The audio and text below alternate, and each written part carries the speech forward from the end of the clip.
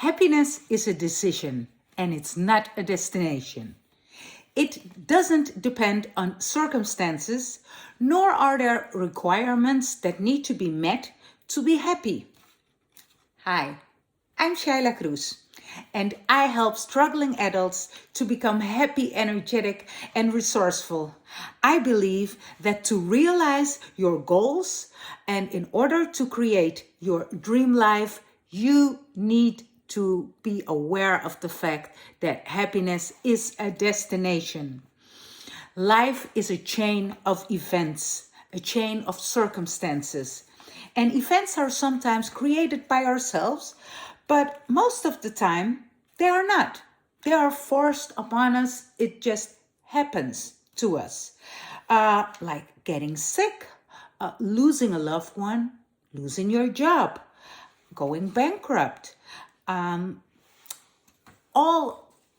There are all kinds of losses that happen to us, like getting divorced.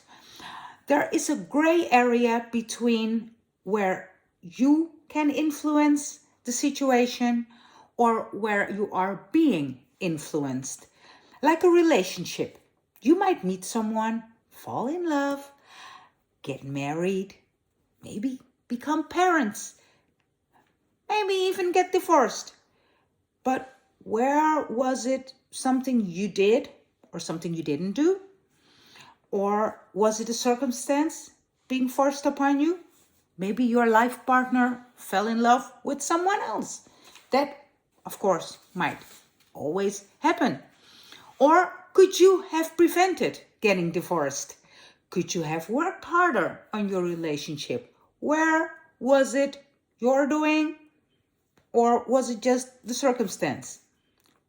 What if I told you it doesn't even matter? It's all about you, your state of mind, how you let events impact you. What if nothing could ruin your mood? Or if nothing could ruin your happiness? Let me share what happened to me. I was on a fast track in one of the largest governmental organizations in the Netherlands where I live. I was hired as one of the department managers in April 2010, and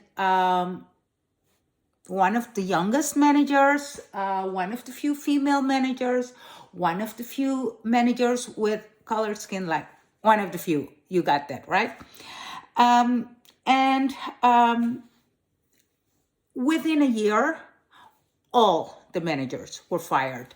The managers on my level, but also all the managers on the upper levels, apart from the CEO.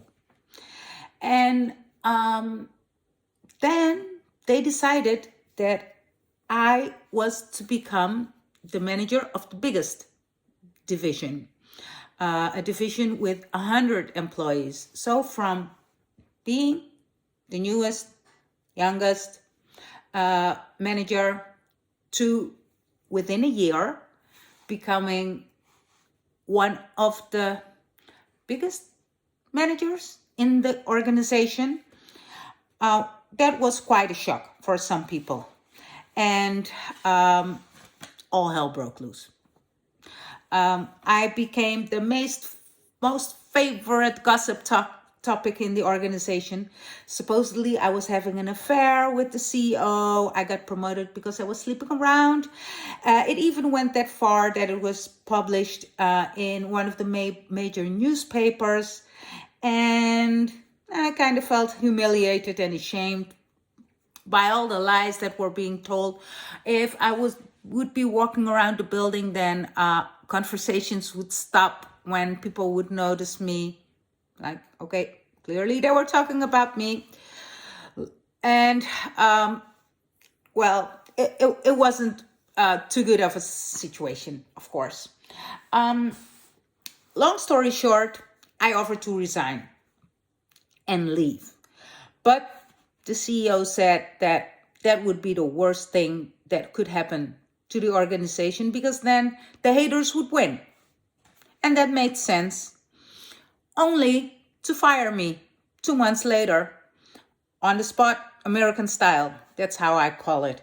I live in the Netherlands, and only if you have committed a crime like embezzlement, you stole money, falsified papers, you can get fired American style, like on the spot, leave, take your box, take your belongings, and get out of here. Probably not even a sexual harassment case would get you fired like that in the Netherlands. And of course, needless to say, none of that was the case. Actually, nothing had changed seriously ever since I had offered to resign. So, a highly unusual situation. You might be wondering, like, why is she telling me all this? I thought this was a video about circumstances. Why is she telling me all this? Well, that is to share with you that I've had my fair share of painful circumstances as well. And I've lived through them, and so can you. But apart from being a manager and working in big organizations, I also have my own company, and I had even before I was hired at that specific job that I'm telling you about. My own company where I am a coach. So when I was sitting at home, licking my wounds, it's like, why did this happen to me? Why